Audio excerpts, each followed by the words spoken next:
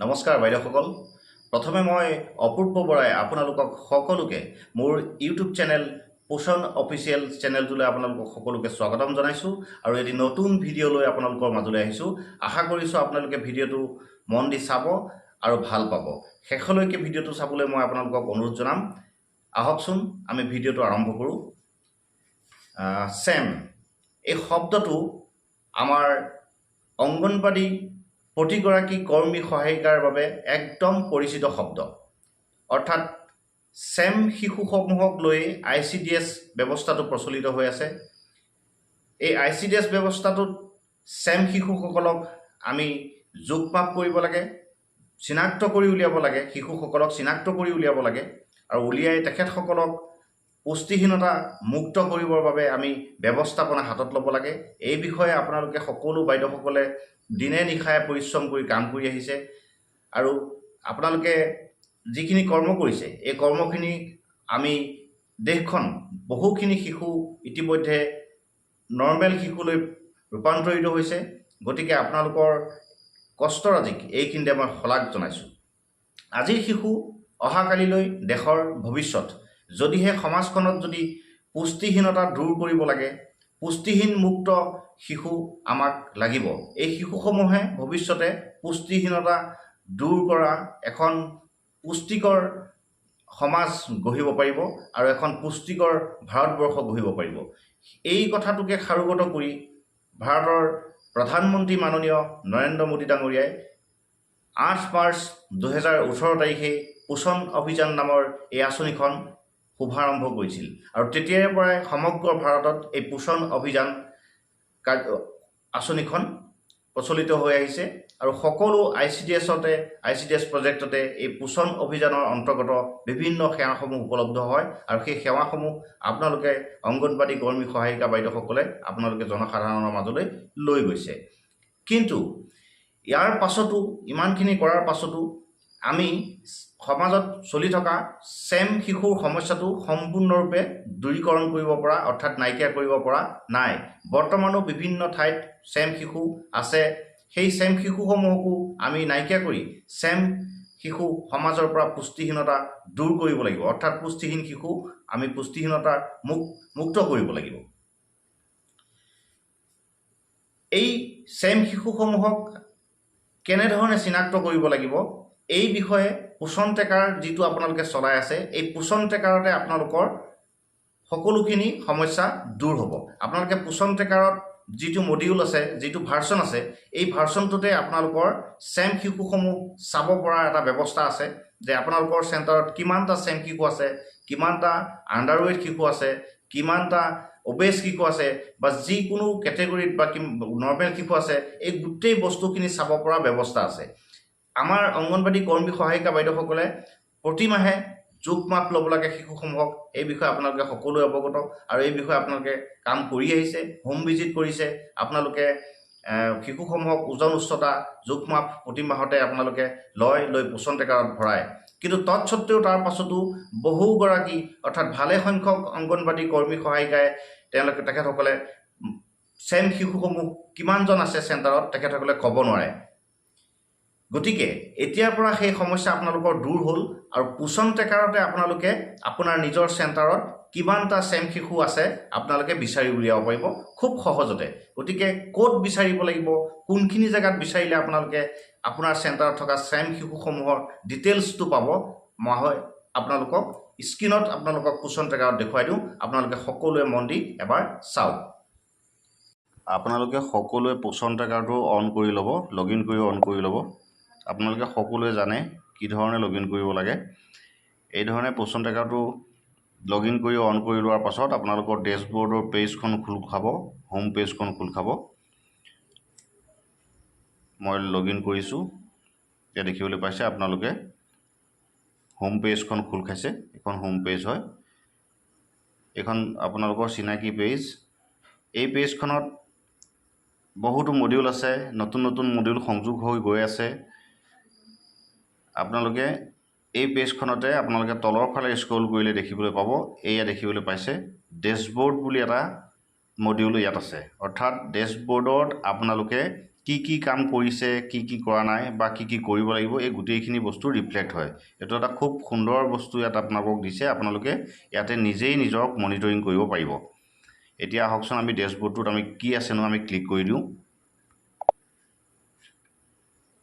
এয়া চাওক, ডেছবৰ্ড ওলাই গৈছে। ইয়াতে ডেইলি ট্ৰেকিং আপোনালোকৰ গোটেইখিনি ওলাই গৈছে। আপুনি ডেইলি ট্ৰেকিং কি কৰিছে, আজি তাৰিখটো ওলাই গৈছে। ডেইলি ট্ৰেকিঙৰ চেণ্টাৰ অ'পেন কৰিছে, সেইটো ওলাই গৈছে। এটেণ্ডেঞ্চ আপোনালোকে মাৰ্ক কৰিছে, সেইখিনিও ওলাই গৈছে। মৰ্ণিং স্নেক্স দিয়া নাই, এক্টিভিটি কি কৰিছে গোটেইখিনি ওলাই গৈছে। ইয়াতে চাওক আপোনালোকে হোম ভিজিটছৰ বস্তুখিনি ওলাইছে দেই। তাৰ পাছতে গ্ৰ'থ মনিটৰিঙৰ বস্তুখিনি ওলাইছে আপোনালোকৰ। আজি এতিয়ালৈকে গ্ৰ'থ মনিটৰিং আপোনালোকে কমপ্লিট কৰিছে, পেণ্ডিং এটাও নাই। কিমানখিনি গ্ৰ'থ মনিটৰিং কৰিছে বা যদি পেণ্ডিং থাকে পেণ্ডিংখিনি চাব পাৰিব আপোনালোকে। এইখিনি বেলেগ এটা বিষয়। মই এতিয়া আপোনালোকক ক'বলৈ ওলাইছোঁ ছেম চিলড্ৰেন বা আণ্ডাৰৱেট, ছেম আৰু আণ্ডাৰৱেট এই দুটা চিলড্ৰেন আপোনালোকে কেনেকৈ চাব যদিহে আপোনালোকৰ চেণ্টাৰত আছে। কিয়নো এই ছেম চিলড্ৰেনসমূহক লৈ পেলাই আমাৰ গোটেইখিনি ICDSৰ গোটেইখিনি সেৱা আমি আগবঢ়াই আছোঁ। যিহেতু পুষ্টিহীনতাৰ মুক্ত ভাৰত এখন গঢ়িবৰ কাৰণে আমাৰ ভাৰতীয় প্ৰধানমন্ত্ৰী নৰেন্দ্ৰ মোদী ডাঙৰীয়াই সপোন দেখিছিলে, এই প্ৰজেক্টটো আৰম্ভ কৰিছিলে। গতিকে আমি এই ক্ষেত্ৰত আমি কাম কৰিব লাগিব, সচেতন হ'বই লাগিব। এতিয়া চাওক, ইয়াতে ছেম এণ্ড আণ্ডাৰৱেট চিলড্ৰেন বুলি এটা পাৰ্ট দেখুৱাইছে। ইয়াতে আপোনাৰ ভিউ বুলি কিনাৰত নীলা আখৰে লেখা হৈ আছে, আপোনালোকে দেখিবলৈ পাইছে। আপোনালোকে সকলোৱে দেখিবলৈ পাব নিজৰ মোবাইলটো। আপোনালোকে চালে আপোনালোকে গম পাব পোষণ ট্ৰেকাৰটো খুলি।